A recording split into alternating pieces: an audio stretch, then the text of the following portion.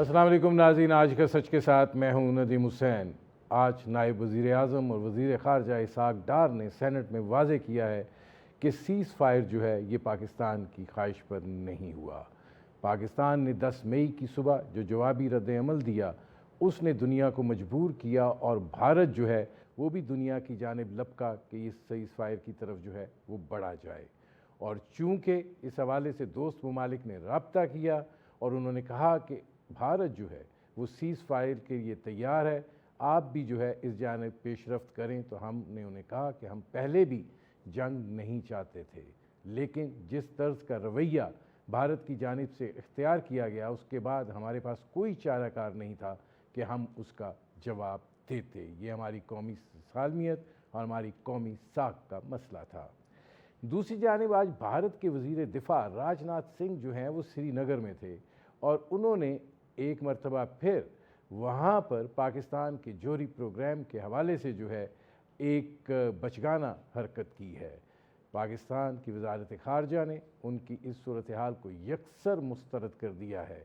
राजनाथ सिंह जो है वो ये बात कह रहे थे कि पाकिस्तान का जो एटमी प्रोग्राम है उसको IAEA के ज़ेर तसल्लुत जो है वो दिया जाना चाहिए, लेकिन राजनाथ सिंह ये बात भूल गए हैं कि जो इल्ज़ाम वो दूसरों पर लगाते हैं वो तो इल्ज़ाम होता है, लेकिन हकीकत में उसके वो सबसे बड़े चैम्पियन होते हैं।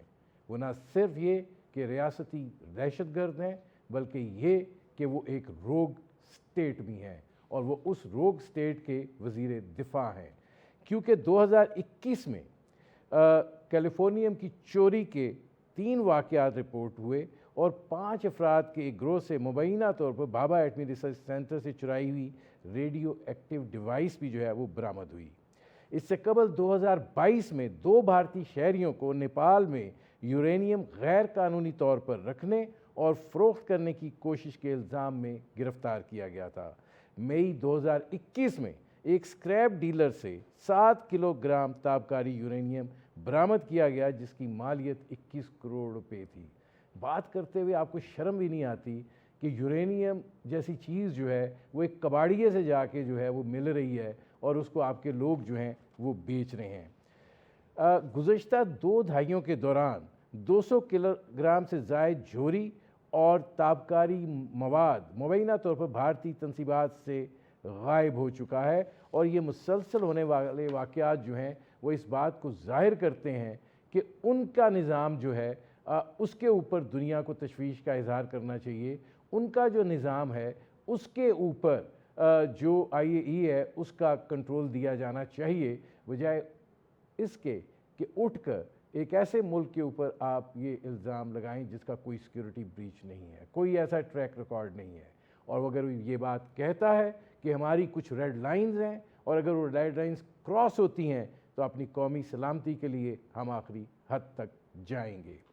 भारत इस वक्त तिलमिला भी रहा है, बिलबिला भी रहा है, ज़ख्मी है, लेकिन इसके साथ साथ वहाँ पर जिस तरीके से मीडिया हाइप क्रिएट की जा रही है और जो स्टूडियोज़ में बैठ के जंग लड़ी जा रही है और जिस तरीके से पाकिस्तान के हवाले से टुकड़े की जाने की बात की जा रही है, उसके ऊपर सिर्फ हंसा ही जा सकता है, उनकी अकल का मातम ही किया जा सकता है। पाकिस्तान ने इस लड़ाई के अंदर ना सिर्फ ये कि हवाई जंग जीती, ज़मीनी जंग के अंदर भारत को दांत खट्टे किए, उसके साथ साथ पाकिस्तान ने साइबर जंग के अंदर जो इंडिया का हाल किया है वो अब तक उसमें से नहीं निकल पाया है। पाकिस्तान की अफवाज ने पूरा एक स्पेक्ट्रम बनाया इस लड़ाई का और उस स्पेक्ट्रम के अंदर जो है कामयाबी हासिल की। अब आगे का क्या है और ये सारी सूरत हाल जो है किस तरीके से हुई है, आज हम इस पर करेंगे बात। आपका अपने मेहमान से तारुफ कराते हैं। हमारे साथ मौजूद हैं lieutenant general retired Mohammad Afzal. A very इलिस्ट्रियस career उनका फ़ौज के अंदर रहा है और उन्होंने बहुत सारी ऐसी चीज़ों को हेड किया है जो इस जंग के दौरान इस्तेमाल भी हुई और इस जंग के दौरान उनको आजमाया गया और भारत के हाथ सिर्फ स्वाय नदामत, शर्मिंदगी और शिकस्त के कुछ नहीं आया। जन साहब, welcome to the show. Thank you very much. ये फरमाइएगा कि ये जो जंग हुई है इसका आप जब हमजहती तजिया करते हैं تو آپ اس کو کیسے دیکھتے ہیں کہ ایک طرف زمینی افواج ہیں، ایئر فورس ہے اور سائبر؟ دیکھیے میں اس کو جنگ کو ورلڈ وار 2 سے تھوڑا پہلے کے جو واقعات اور جو ترقی اس وقت ہو رہی تھی ٹیکنالوجیکل، اس کے ساتھ ملا کے دیکھنا چاہوں گا، کیونکہ اس زمانے میں جو 30 کی دہائی تھی اس کے اندر ٹینک جو ہے وہ نیا نیا فوجوں کے اندر داخل ہو رہا تھا، اس کی ابزارپشن ہو رہی تھی، اس کے ڈاکٹرنز بن رہے تھے، اس کے استعمال کے طریقہ کار بن رہے تھے، اور اس وقت بہت سارے ترقی یافتہ ملک جس میں انگلینڈ بھی شامل تھا، فرانس شامل تھا، باقی طاقتیں اس وقت کی شامل تھیں، جن کو اس کا بالکل ادراک ہی نہیں تھا۔ یہ ایسا ہی تھا جیسے جو ہے 200 سال پہلے ریلوے جب آیا تھا تو ریلوے نے جو چینج لے کے آیا تھا، ٹینک وہی چینج لے کے آیا، اور آج جو ہمارے ہاں لڑائی ہوئی ہے یہ وہ لڑائی ہے جس کے بہت فار ریچنگ افیکٹ ہوں گے۔ یہ ٹیکنالوجی جو ہے اس کے لیے پاکستان نے پہلا قدم اور پہلا ڈیمونسٹریشن دے دیا ہے۔ یہ ڈیمونسٹریشن جو ہے ابھی لوگوں کے لیے ڈاکٹرن لکھنے، لوگوں کے لیے ٹیکنالوجی کی ایوولوشن کرنے اور ایک واٹر شیڈ پہ جا کے رکنے کے چانسز جو ہیں وہ بڑھ جائیں گے۔ یہ وار جو ہے، اس وار سے پہلے جو ماڈرن ٹیکنالوجی ہے جس میں نیٹ سینٹرک وارفیئر ہے، جس میں سائبر سپیس ہے، جس کے اندر اسپیکٹرم وارفیئر ہے، جس کے اندر ملٹی لیئرڈ کنیکٹیوٹی ہے، اور سب سے بڑی بات یہ ہے کہ بیٹل فیلڈ ٹرانسپیرنسی ہے ٹو دی کمانڈرز، اور اس سے بڑی بات یہ ہے کہ اے آئی بیسڈ سسٹمز ہیں جو آپ کو انٹیلیجنٹ ان پٹ دے رہے ہوتے ہیں فار انٹیلیجنٹ ڈیسیژن میکنگ۔ اب اس میں انڈیا جو ہے پھر اندھیرے میں مار کھا گیا، کیونکہ کوئی یہ سوچ سکتا تھا یا وہ ایکسپیکٹ کر رہا تھا کہ پاکستان جو ہے خاموشی کے ساتھ ایک ایسے ملک میں جہاں ہم کہتے ہیں کہ ایک پولیٹیکل عدم استحکام تھا، ہر چیز جو ہے وہ بکھری ہوئی نظر آ رہی تھی، اس میں سے یہ ایوولوشن نکلنا؟ دیکھیں میں سمجھتا ہوں کہ انڈینز جو ہیں انہوں نے 2000 سے تقریباً آنورڈ ہمارے خلاف ایک پرپیچول وار رکھی ہوئی ہے، اور وہ وار کا پیٹرن یہ ہے کہ ہر 3 سے 5 سالوں کے بعد ایک بڑا واقعہ ہوتا ہے انڈیا میں، ان کی فوجیں کھڑی ہو جاتی ہیں، وہ دنیا کو اکٹھا کرتے ہیں ہمارے اگینسٹ، ہم سے کچھ چیزیں منوائی جاتی ہیں، وہ چیزیں منوانے کے بعد ڈی ایسکلیشن ہو جاتی ہے، وہ اس کے بعد اپنا ایک نیا جو ہے اپنا بینچ مارک بنا لیتے ہیں، اگلی دفعہ پھر یہ 4 سال یا 5 سال کے بعد ہوتا ہے، پھر وہ آپ کے ساتھ خلاف کرتے ہیں، پھر اگلی دفعہ، اور پھر کرتے کرتے 2019 پہ ہم آ گئے، اور 2019 میں جو انسیڈنٹ ہوا اس پہ ان کو پہلی دفعہ ریئلائز ہو جانا چاہیے تھا کہ اوور آل چیزیں چینج کی طرف جانا شروع ہو گئی ہیں۔ جب ان کے جہاز گرے، ان کا پائلٹ ہمارے قبضے میں آیا، تو ان کی جو لیڈرشپ ہے، ملٹری لیڈرشپ اسپیشلی، اور پولیٹیکل لیڈر کو بھی سوچنا تھا کہ ایک فنڈامنٹل ڈپارچر ہو رہا ہے پاسٹ سے۔ اس ڈپارچر کو اگر باریک بینی سے اس وقت کوئی اسٹڈی کرتا تو اس کو اندازہ ہو جاتا، لیکن انہوں نے اپنی ضد قائم رکھی، ہمارے لوگوں کو پچھلے 4-5 سالوں میں ہنٹ ڈاؤن کر کے مارا گیا، وہ لوگ جو ہماری آرم فورسز تھے ان کو مارا گیا، اور ساتھ ہی ساتھ بلوچستان کے اندر انسرجنسی کو ہوا دینے کی کوشش کی گئی، ہمارے ہاں ٹیررزم پہلے بھی کے پی کے اندر تھا، اس کو ہوا دینے کی کوشش کی گئی، اور وداؤٹ ریئلی انڈرسٹینڈنگ کہ جو کہا گیا تھا، جے ایف فولر نے اپنی کتاب میں سیکنڈ ورلڈ وار کے بارے میں جو چیپٹر لکھا، اس کے اندر اس نے بڑا کلیئرلی یہ بات کہی کہ وہ قومیں جن میں دم خم ہوتا ہے، جو زندہ قومیں ہوتی ہیں، جب ان کو ایڈورسٹی جتنی زیادہ کی جاتی ہے اتنے زیادہ وہ متحد ہو جاتے ہیں۔ یہ فیکٹر انہوں نے ریئلائز نہیں کیا، اور نہ اس کو اس طرح دیکھا ہے کہ جو 71 کا تجربہ تھا، جو کہ 50 سال پرانا ہو چکا تھا یا 55 سال پرانا ہو چکا تھا، اسی کو ذہن میں رکھتے ہوئے وہ آگے جا رہے تھے کہ پاکستان میں پولیٹیکل انسٹیبلٹی ہے، there is a gap between the arm forces and people, اور ایک بڑی بات کی جاتی ہے کہ آرم فورسز اور people of Pakistan are centre of gravities of Pakistan, اور میں ایک پیپر پڑھ رہا تھا آج سے 6-8 مہینے پہلے، انفیکٹ پیپر نہیں تھا، ایک بلاگ تھا جس کے اندر یہ انڈین یہ اسرٹ کر رہے تھے کہ ایکچولی سینٹر آف گریوٹی ہے the link between people of Pakistan and arm forces of Pakistan, اور اگر یہ لنک جو ہے اس کو توڑ لیا جائے تو arm forces of Pakistan this centre of gravity would no more be there. تو یہ 5-6 فیکٹرز کو ذہن میں رکھتے ہوئے دے تھاٹ کہ this is time is ripe for taking an action, number 1. دوسرا، انہوں نے ریسنٹلی رافیل طیارے جو ہیں وہ اپنے بیڑے میں انڈکٹ کیے، انہوں نے S-400 انڈکٹ کیے، and they thought that they have now technological as well as numbers میں ascendancy over Pakistan. The only thing they forgot to understand کہ دنیا بھر میں اسپیشلی ویسٹ میں، چائنا میں، امریکہ میں جو یونیورسٹیاں ہیں وہاں پہ ایک نیا سبجیکٹ شروع ہو گیا ہے. That subject is technology management, technology revolution management. یہ سبجیکٹ وہ ہیں جو آپ کو انڈرسٹینڈنگ دیتے ہیں کہ آج سے 6-8-10 سالوں کے بعد لائف جو ہے وہ کیسے ہوگی. People are calling it, actually they are not calling it as a technological change, they are calling it disruption. جو پرانے سارے نظام ہیں وہ ڈھیر ہو گئے، اور دس از واٹ ہیز ہیپنڈ. میں اس پہ ویلکم بیک. اچھا جان صاحب، وہ ڈسرپشن والی بات تو ٹھیک ہے، لیکن جو ہم لوگوں نے اس وار کے اندر ثابت کیا کہ جس طریقے سے ان کے 70-75 جہاز آئے، ہمارے 35 تھے، 40 تھے، 26 تھے، جو بھی number what ever it is, ہم نے ان کے 6 جہاز اور ایک بڑا UAV گرایا ہے. آج وزیر خارجہ بھی اس بات کو کہہ رہے ہیں، کیونکہ وہ کامرا سے ہو کر آئے تھے تو انہوں نے سینٹ میں اس بات کو کہا بھی. یہ جو چیز ہوئی ہے ٹیکنالوجیکلی، اس کو ذرا بتائیے گا کہ کیسے ہاؤ وی اچیوڈ اٹ. دیکھیں، اس میں پہلی بات تو یہ ہے کہ 6 جہاز تو وہ ہیں جو گر گئے ہیں. 15 کے قریب جہاز ایسے تھے جن کو پاکستان ایئر فورس جو ہے وہ نشانہ بنا سکتی تھی، اور انٹینشلی پاکستان ایئر فورس نے نشانہ نہیں بنایا. اس کی ریزن یہ تھی کہ وہ ایسکلیشن کو اس لیول پہ نہیں لے کے جانا چاہتے تھے جہاں ہم انڈیا کی جو نیوکلیر تھریش ہولڈ ہے اس کو ٹچ کرنا شروع ہو جائے.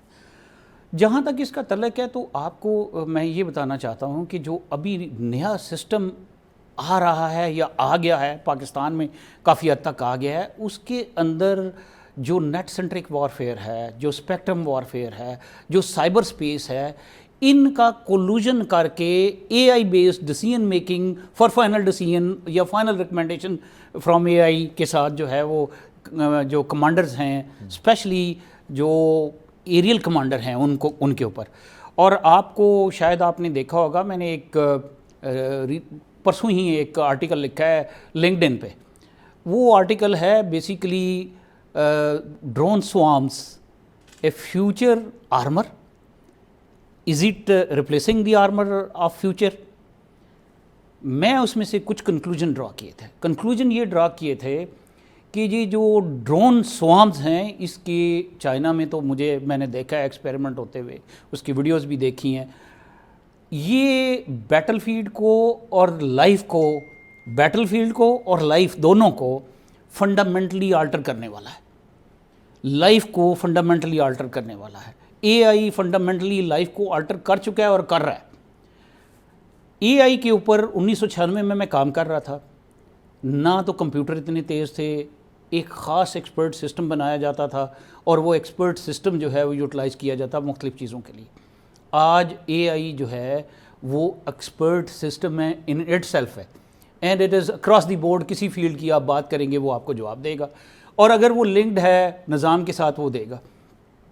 ریڈارز، ڈرونز، طیارے، ایریل پلیٹ فارمز جو کہ ہوا میں اڑ رہے ہیں اور طیاروں کو کنٹرول کر رہے ہیں، اور ایریل پلیٹ فارم جو with the passage of time as the missile is fired اس کی کریکشن کر رہے ہیں to the target after a certain distance. یہ سارے ایک باڈی کے طور پہ، ایک نظام کے طور پہ کام کرتے ہیں. اور جو لوگ بیٹھے ہوئے ہیں، مجھے صحیح اندازہ نہیں ہے کہ یہ کیسے ہوگا، لیکن میرا اپنا پروفیشنل ججمنٹ ہے کہ ایون ایئر چیف جو ہے اس بیٹل فیلڈ کے مختلف حصوں کو دیکھ رہے ہوں گے، اور اگر وہ اپنا انفلوئنس کرنا چاہتے ہیں اس بیٹل فیلڈ کو تو شاید کر رہے ہوں گے، اور کیا بھی ہے ایئر چیف نے اس چیز کو کیا بھی ہے. اور یہ کتنی بڑی اچیومنٹ ہے کہ پاکستان ایئر فورس جو ہے اس نے انتہائی خاموشی کے ساتھ یہ ساری چیزیں اچیو کی ہیں. اور پھر آپ وہ یہ بات کہہ رہے ہیں کہ ابھی تو یہ ہم نے ایک جلوہ دکھایا ہے، اصل چیزیں تو ابھی پوشیدہ ہیں. اور ایک سوالیہ نشان جو ہے وہ ایڈورسری پر اب آ گیا ہے. آپ کو کیا لگتا ہے مستقبل کے حوالے سے اگر آپ دیکھیں تو ابھی انڈیا کو ٹائم لگے گا اپنے زخم چاٹتے ہوئے اور اسیس کرتے ہوئے کہ ان کو یہ ساتھ ہوا کیا ہے؟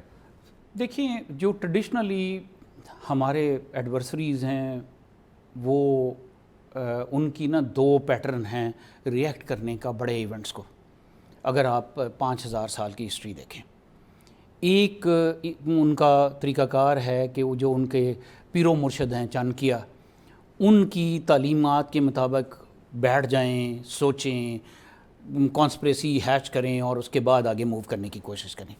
دوسرا ان کا طریقہ کار جو ہے وہ جب اس کے اندر اپنا ریلیجس فیکٹر کرتے ہیں. ہمارے بارے میں فنڈامنٹلسٹ کہا جاتا ہے، مسلمانوں کے بارے میں اسپیشلی ہندو ہمیں فنڈامنٹل سب سے بڑے بنیاد پرست ایکچولی وہ ہیں. تو جب ان کے اندر ریلیجن کو انکلکیٹ کیا جاتا ہے تو وہ they lose sight of the things which from the mind, اور اس وقت وہ ایک بے ڈھنگا، بے تکا اور بے طریقے کا جو ریئیکشن ہے وہ شو کرتے ہیں. یہ جو کچھ ہوا ہے، اگر وہاں پہ کچھ سینئر ایلیمنٹس ہوئے تو وہ ان کو بٹھا کے سمجھائیں گے، بیٹھیں گے، بات چیت تو آگے لے کے چلیں گے اور پھر غور کریں گے کہ یہ 70 سالوں سے چیزیں ٹھیک کیوں نہیں ہو رہی. اور وہ ٹھیک اس لیے نہیں ہو رہی کہ ہم جو کور ایشو ہے اس کو ریزالو نہیں کر رہے. یہ پانی کا ایشو، باقی سارے مسئلے جو ہیں وہ کشمیر کے ایشو سے ایمنیٹ ہو. لیکن وہاں پہ چونکہ اس وقت ہندو فنڈامنٹلسٹ کا بہت زیادہ پریشر ہے، تو ان کے انٹلیکچوئلس، ان کے پولیٹیشنز، ان کی آرم فورسز سبھی دباؤ میں، وہ بہت سخت دباؤ میں ہیں. تو اس لیے ہمیں ان کی طرف سے کوئی ایک سٹوپڈ ایکشن جو ہے اس کے لیے ذہنی طور پہ تیار رہنا چاہیے. بے شک ہمیں ساری دنیا سے مختلف قسم کی جو ہے وہ ایشورنس اور گارنٹیز موجود ہونے کے باوجود ہمیں تیار رہنا چاہیے. اور وہ تو ہمارا ریلیجن فریضہ بھی ہے کہ ہم تیاری کر کے رکھیں.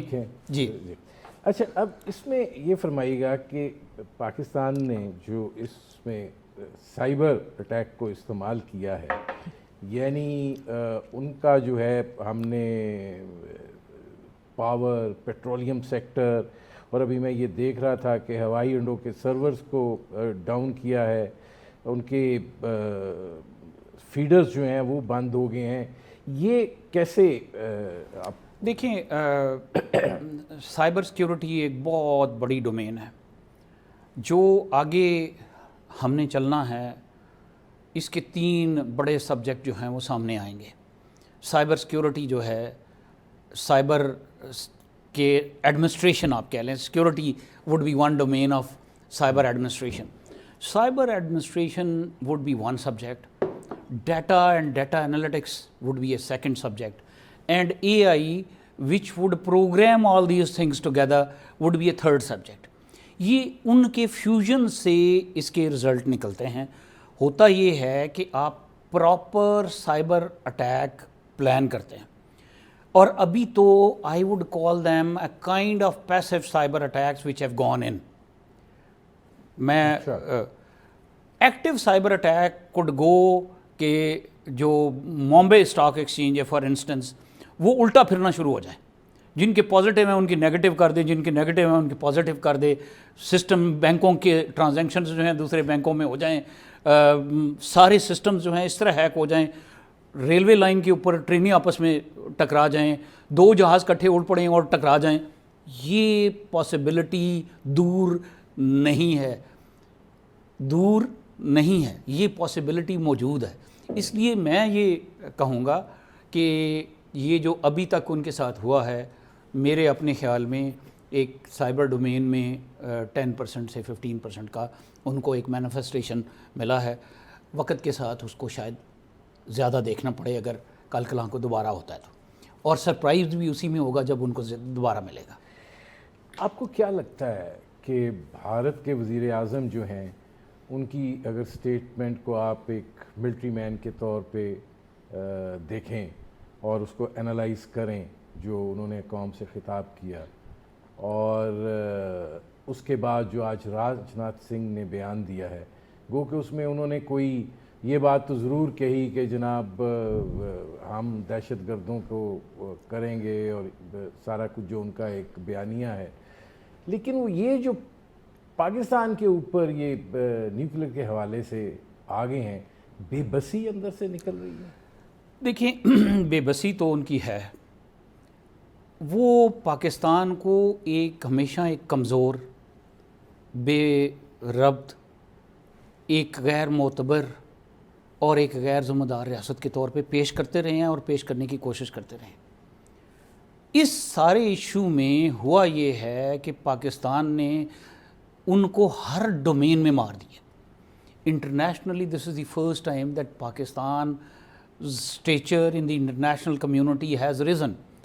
آپ کی بات لوگ سننے کے لیے تیار ہیں اور آپ کی بات میں وزن فیل کر رہے ہیں. پہلے بھی آپ سچ بولتے رہے ہیں لیکن آپ کے سچ کو کوئی سچ ماننے کو تیار نہیں تھا. آج وہ آپ کے سچ کو ملٹری ڈومین میں they have been defeated to the extent that they will take lot of time to recover. Social domain کے اندر ان کا جو میڈیا جو کہ جس کا ایک اسٹیچر وہ اپنے آپ کو امریکن میڈیا یا ویسٹرن میڈیا کے ہم پلے سمجھتے تھے, وہ اتنی بری طرح گرا ہے اور انٹرنیشنلی گرا ہے کہ کوئی مذاق ہی لگتا ہے. مذاق بالی ووڈ میں کا آپ کو بتاتا تھیٹر, ہوں, ویڈیو گیمز ایسے لگتا ہے, مطلب یعنی آپ انڈین میڈیا کو ایک وقت میں بڑے اچھے جرنلسٹ تھے, لیکن اب تو لگتا ہے سارے وہاں پہ کارٹون آ گئے ہیں اور وہ جو ہے وہ اس چیز کو بس لے کر چل رہے ہیں, قبضہ کر لو. یہ ابھی آپ کے پاس آنے سے پہلے میں ایک چھوٹا سا کلپ دیکھ رہا تھا جس کے اندر پراوین سوامی جو ہیں وہ کرسٹین فیئر سے 2019 کی بات کر رہے تھے, and then he was asking her to confirm whether 6 جہاز گرے ہیں یا نہیں گرے.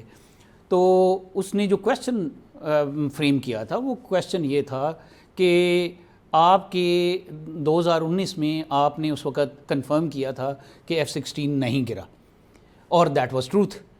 ناؤ پلیز کنفرم آس کہ پاکستان 6 جہازوں کا کہہ رہا ہے اینڈ وی بلیو کہ ہوا ہے, do you agree with that? تو she said I agree with your assertion. تو انٹرنیشنلی جو بڑے بڑے جرنلسٹ ہیں جن کا ایک اسٹیچر ہے, جو حق سچ کی بات کرتے ہیں, جن کو انڈرسٹینڈنگ ہے چیزوں کی, جو پڑھے لکھے ہیں, جنہوں نے ساری دنیا دیکھی ہے, وہ اس بات کو ان کے میڈیا کے بارے میں وہ کہہ رہے ہیں کہ میڈیا جو ہے وہ پاکستان کے میڈیا کا, اور اسپیشلی جو سرکار کی طرف سے میڈیا ہینڈلنگ ہوتی ہے اس میں وہ بالکل بری طرح پٹ گئے. پھر سوشل ڈومین کے اوپر دیکھیں, جب ہمارے ادھر جا رہے تھے تو دہلی کے اندر سراسیمگی پھیلی ہوئی تھی, ویئر ایز ہمارے پنڈی اسلام آباد میں ایک ڈرون گرا ہے تو میں باہر نکلا ہوں تو میں نے دیکھا کہ رستہ نہیں گاڑی کو مل رہا, ہمارے سارے لوگ ادھر جا رہے ہیں اور انہوں نے کسی جو کچھ ان کے ہاتھ میں ہے وہ لے کے پکڑے ہیں, نعرے مار رہے ہیں. تو اس قوم کو اس میں ایک اور سوال ہے کہ جو پہلا جو مرید کے وغیرہ پہ حملہ ہوا, پے لوڈز جو ہیں وہ جہازوں نے گرائے, پھر اس کے بعد ہمارے اوپر میزائل اٹیک بھی ہوئے ہیں, جیسے نور خان بیس پہ گرا یا باقی شور کوٹ یا جو جگہیں بتائی جا رہی ہیں. ایک سوال یہ بھی کیا جاتا رہا اور بڑا انڈین میڈیا اس پہ شو کہ ہم نے پاکستان کے ڈیفنس سسٹم میں پینیٹریٹ کیا. دیکھیں میں اس بات سے بالکل متفق نہیں ہوں. یہ اس بات پہ آپ ہنس رہے ہیں, میں کہہ کے لگانا چاہتا ہوں. دیکھیں ایک بات دنیا پوری کو میں آج سب کے سامنے کہنا چاہتا ہوں, پاکستان فوج جب سے پاکستان بنا ہے ایک مٹھی رہی ہے, ایک مٹھی ہے اور یہ ایک مٹھی رہے گی. یہ نہیں ہو سکتا کہ دیوار میں سے 2 اینٹیں باہر گر جائیں. یہ اس نے دیوار کی طرح ہی کھڑے رہنا ہے. تو یہ جو اسرشن ہے کہ پاکستان فوج کے اندر ہم نے پینیٹریشن کر لی ہے، میرا نہیں ایئر اسپیس میں نہیں، میں بتانے لگا ہوں، میں اس پہ بھی آ رہا ہوں. یہ تو ہوگی فزیکل ڈومین میں. ایئر اسپیس کے اندر پینیٹریشن، جو میری انفارمیشن ہے کہ پہلے دن ان کے جہاز جو ہیں انہوں نے کراس نہیں کیا، بیکاز ان کو 2019 کا ایک سبق یاد تھا. لیکن جب ان کے جہاز گرنے شروع ہوئے ہیں تو مجھے کسی نے یہ بتایا، یہ میرے پاس کنفرمڈ خبر نہیں ہے، کہ وہ اپنے جو زیادہ قیمتی ایسٹس تھے وہ ان کو اٹھا کے ڈیلی مومبے لائن کے پیچھے والی سائڈ پہ لے گئے، یعنی ایسٹرن سائڈ پہ وہ لے کے چلے گئے، تاکہ کوئی چانس نہ ہو کہ ایون جب آپ نے گراؤنڈ کیے ہوں ایسٹ تو اس میں بھی مارے جائیں. اور پاکستان نے جو پاکستان کے اندر انہوں نے ایئر سپیس کے اندر داخل ہوئے وہ میزائلز کے ذریعے ہوئے، اور میزائل جو ہیں وہ پاکستان اور انڈیا کا ڈسٹنس اتنا تھوڑا ہے، probably it would have taken them 10 to 15 minutes جہاں کہیں سے بھی انہوں نے چلائے ہیں. ویسے تو میں اس پورے مارکے کو دوبارہ آدم پور بٹنڈا آدم پور ہلواڑہ اور پٹھان کوٹ اس کو میں بہت زیادہ غور سے دیکھتا رہتا ہوں. آپ کو پتہ ہی ہے میری افیلیشن ہے ان تینوں علاقوں سے. میرے فادر جو ہیں وہ ہلواڑہ میں شہید ہوئے ہوئے ہیں once he was dropped. تو یہ جو تینوں لوکیشنز ہیں یہ پاکستان فوج کی نظر میں آج سے نہیں ہے، یہ 65 میں بھی ہماری نظر میں تھے. 67 پٹھان کوٹ تو ہمیں لگتا ہے کہ ہمیں اس سے بہت میں وہی کہا نا جی کہ ہم ہمیشہ اس کو تباہ کریں گے. تو الحمدللہ وہ تینوں اسٹیشن جو کہ ہمیشہ پاکستان کے خلاف یوز ہوئے ہیں ان کو بری طرح مار پڑی ہے. مجھے ایک بریک لینا پڑ رہا ہے. ناظرین ہماری گفتگو جاری ہے، وقت ہوا ایک مختصر سے کمرشل بریک کا. Welcome back. اچھا یہ فرمائیے گا کہ جیسے آپ نے شروع میں کہا کہ تیار جو ہے وہ رہنا چاہیے، بھارت کو ہم نے جو جواب دیا ہے، اور جو ہم نے خالی جواب نہیں دیا، ہم نے انہیں سرپرائز کیا ہے، اور ہم ان کو یہ پھر بتا رہے ہیں کہ جو ہمارا سرپرائز ہے اس کا یہ 10% ہے. اس کے باوجود آپ کو لگتا ہے کہ وہاں پہ سینس پرویل نہیں کرے گی اور وہ جو ہے وہ کوئی حرکت کرنے کی کوشش کریں گے؟ میں نے آپ کو کہا نا جی کہ اس وقت جو ہندواتا اور RSS کے لوگ ہیں ان کی طرف سے جو پولیٹیکل لیڈرشپ ہے اس کے اوپر بہت زیادہ پریشر ہے. انفارچونیٹلی ڈیسیژن میکنگ کے اندر وہاں پہ فوج اور آرمڈ فورسز جو ہیں وہ اتنے اسرٹیو نہیں ہیں.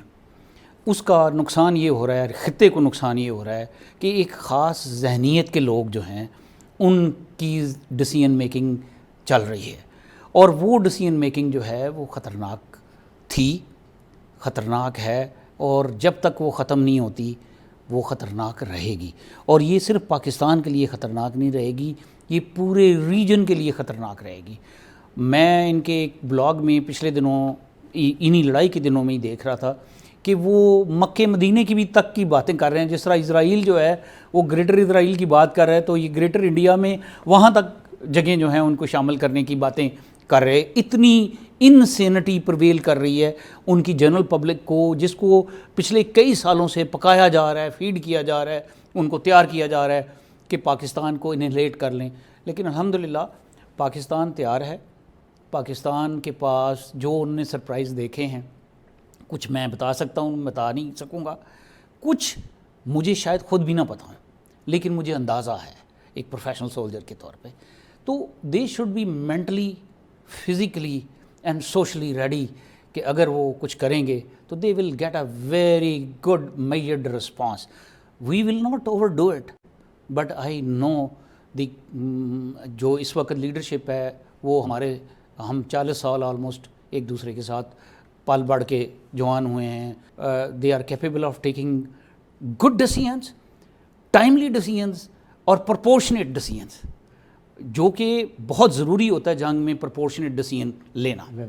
اب یہ جو پاکستان کے نیوکلیئر پروگرام کی طرف انہوں نے اب اپنا ایک پروپیگنڈا مہم جو ہے وہ شروع کر دی ہے، کمپیریزن اگر انڈیا پاکستان کا کریں، میں نے کچھ چیزیں آپ کو بتائی بھی ہیں. مطلب یہ بھی ایک بچکانہ حرکت نہیں ہے؟ میں یہ سمجھتا ہوں کہ وہ جو ہے اپنے لوگوں کی توجہ جو ملٹری کانفلکٹ ہے اس سے ہٹا کے نان کنونشنل کانفلکٹ کی طرف لانا چاہ رہے ہیں. اس کے دو مقاصد ہو سکتے ہیں. پہلا مقصد یہ ہو سکتا ہے کہ لوگوں کو ڈرائیں کہ ان کے پاس تو نیوکلیئر ہے اور یہ نیوکلیئر سے ہمیں ماریں گے اس لیے تیار ہو جاؤ. اس میں پھر وہ بجٹ پاس کرانے میں ایزی ہوگا, اس وقت پولیٹیکل ڈیسیژن میکنگ میں ان کے لیے ایزی ہوگا, ان کے لیے الیکشن جیتنے ایزی ہو جائیں گے. دوسری وجہ یہ ہو سکتی ہے کہ وہ پاکستان کو دوبارہ ایک غیر معتبر ریاست کے طور پہ پیش کر سکیں, اور وہ والی ریاست پیش کر سکیں جس کے ایسٹس جو ہیں وہ سیف اینڈ سیکیور نہیں ہیں. لیکن میں آپ کو جتنا نالج ہے میرا, جو ان کی سیفٹی, ان کی سیکیورٹی اور ان کی سٹوریج کے جو انتظامات ہیں وہ میں بڑے کانفیڈنس سے کہہ سکتا ہوں کہ اس طرح کے ہیں کہ یہ جو آج کل مذاق چل رہا ہے سوشل میڈیا کے اندر, especially Indian based social media کے اندر, وہ مذاق بہت بھونڈا ہے, بہت بے ربط ہے اور بغیر کسی جواز کے ہے.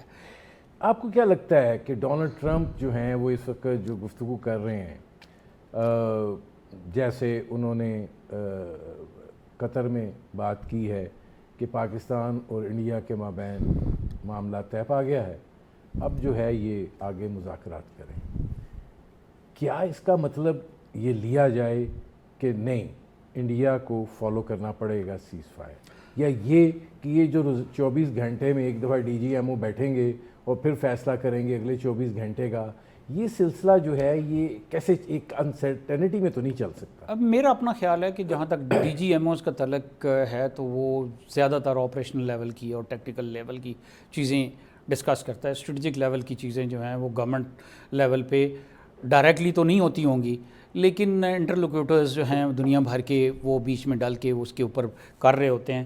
اور میں سمجھتا ہوں کہ جو ٹرمپ کہہ رہا ہے اس میں وزن نہیں ہے, وہ حقیقت ہے. وہ انڈیا کو اگر انٹرنیشنل ٹریڈ کمیونٹی کا, انٹرنیشنل فائنینشیل سسٹم کا حصہ بننا ہے, جو کہ بڑی تگ و دو سے وہ اس جگہ پہ پہنچے ہیں جہاں پہ they are about to enter international financial system and they are about to enter in the international trade system in a big way. تو وہ اگر انہوں نے اس کے اندر انٹر کرنا ہے اور ہونا ہے تو پھر انہیں پریزیڈنٹ ٹرمپ کی بات نہ صرف ماننی ہوگی بلکہ ان کو ہمارے ساتھ بھی ایسے تعلقات استوار کرنے ہوں گے کہ ان کی جو پراسپیرٹی ہے اس کے اوپر کوئی آنچ نہ ہے. آپ کو نہیں لگتا کہ اس ساری صورتحال کے اندر بھارت کا نہ صرف یہ کہ ایک زوم ٹوٹا ہے, ان کی جو ہیجمونک پالیسی تھی وہ بالکل ڈیمیج ہو گئی ہے, اور وہ جو ایک تصور تھا کہ ان کو چین کے مقابلے پر تیار کیا جا رہا ہے, وہ اسٹریٹجک الائے ہیں امریکہ کے, اس وقت جس لہجے اور جس طریقے سے ڈونلڈ ٹرمپ بات کر رہے ہیں اس کو دیکھا جانا چاہیے کہ اس میں کچھ کریک آیا. دیکھیں مجھے لگتا ہے کریک آیا ہے, اور چونکہ ڈونلڈ ٹرمپ جو ہے basically is a tradesman, he is not a statesman. تو وہ ساری چیزوں کا اس کا نقطہ نظر چیزوں کو دیکھنے کا یا اس کا زاویہ نظر چیزوں کو دیکھنے کا وہ ہے جو trade, business, finance, financial systems کے تھرو دیکھتا ہے, اسی آنکھ سے دیکھتا ہے. چائنا کے ساتھ ان کی بڑے پیمانے پہ بات چیت جاری ہے. مجھے یہ فیلنگ ہے, اور میں جتنا چائنیز کے ساتھ کافی عرصے ملتا جلتا رہا ہوں, چائنیز میں کیپیسٹی ہے کہ وہ اس بات چیت کو کامیاب کر لیں. اور شاید one of the reason is کہ جو پریزیڈنٹ ٹرمپ ہے وہ دونوں راستے کھلے رکھنا چاہتا ہے, وہ پورا وزن ان کی طرف نہیں پھینکنا چاہتا. نمبر 2, انڈیا جو ہے they have been very good negotiator for their own self at international level. تو ان کو کوئی بہت اچھے طریقے سے نیگوسیشن ٹیبل کے اوپر بہت اچھے طریقے سے نہیں دیکھا جاتا. جتنے نیگوشیٹر ان کے اپوزٹ بیٹھے ہوتے ہیں وہ ان کو تھوڑا دور رکھنا چاہتے ہیں, بیکاز انہیں فکر یہ ہوتا ہے کہ یہ بدل کے پینترے اس کو جیت لیتے ہیں. تو میرا اپنا خیال یہ ہے کہ پریزیڈنٹ ٹرمپ جو کہہ رہے ہیں اس میں وزن ہے, اور موسٹ لائکلی یہی ہے کہ ویسے ہی انفولڈ ہوگا. اگر ان میں اتنی جرت ہوتی تو یہ کنٹینیو کر لیتے. آپ کو لگتا ہے کہ کشمیر کا مسئلہ جو ہے وہ بھی ان کو ایکسیپٹ کرنا پڑے گا امریکہ کی سال سے؟ دیکھیے بہت بڑی پیش رفت تو آنے والے دنوں میں مجھے نظر نہیں آ رہی، لیکن ہمیں اس بات پہ ضرور خوش ہونا چاہیے کہ جس مسئلے کو انٹرنیشنل کمیونٹی نے ایک قسم کا بری کر دیا تھا، وہ مسئلہ جو ہے اٹھ کے کھڑا ہو گیا سامنے۔ ہمیں اپنے تئیں پوری کوشش کرنی ہے کہ یہ مسئلہ زندہ ہوا ہے اور اس کا کوئی ایک ایکسیپٹیبل حل، یہ ضروری نہیں ہے کہ کشمیر سارے کا سارا ہمارے پاس آئے، لیکن ہمیں کوئی ایسا حل اس کے لیے تلاشنے کی ضرورت ہے کہ دونوں ملکوں میں پیس آئے۔